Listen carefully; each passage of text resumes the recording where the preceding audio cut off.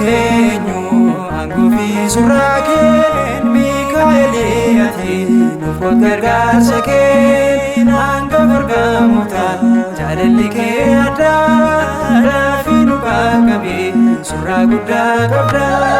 Kan akka keenyu angufi suraken Mikaeliati nufot gargaarsa keen hanga bargamuta jaalalli kee addaadha kan akka keenyu angufi suraken Mikaeliati nufot gargaarsa keen hanga bargamuta jaalalli kee addaadha fi nu qaqqabe surraa guddaa qabda. Kan akka keenyu angufi suraken Mikaeliati nufot gargaarsa keen hanga bargamuta jaalalli kee addaadha fi nu qaqqabe surraa guddaa qabda. Mikaeliati yaadome isaanii Mikaeliati faana taa'uuni Mikaeliati halkan nu wajjini Mikaeliati utubaa beeddaani Mikaeliati guddistee maatii Mikaeliati chonu galguni. Kan akka keenyu angufi suraken Mikaeliati nufot gargaarsa keen hanga bargamuta jaalalli kee addaadha fi nu qaqqabe surraa guddaa qabda.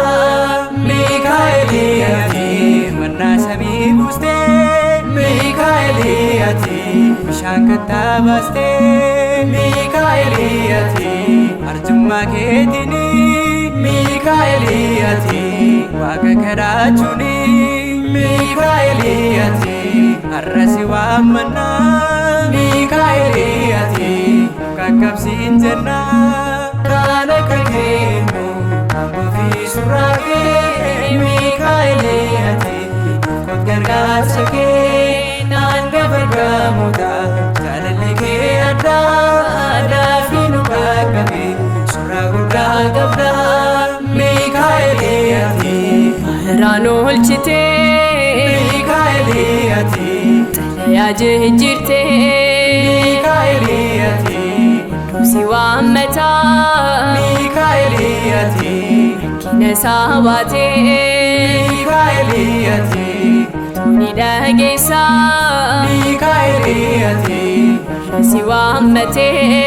kan akka keenyu angufi suraken Mikaeliati nufot gargaarsa keen hanga bargamuta jaalalli kee addaadha fi nu qaqqabe surraa guddaa qabda. Mikaeliati hangafa ergamoota Mikaeliati ati nuuf dhaabbatta Mikaeliati yommuu nuti beelofne Mikaeliati barruu keerraa kufne Mikaeliati olchaa gaafa rakkoo Mikaeliati uftaate taa'irkoo. Kan akka keenyu angufi suraken Mikaeliati nufot gargaarsa keen hanga bargamuta jaalalli kee addaadha fi nu qaqqabe surraa guddaa qabda.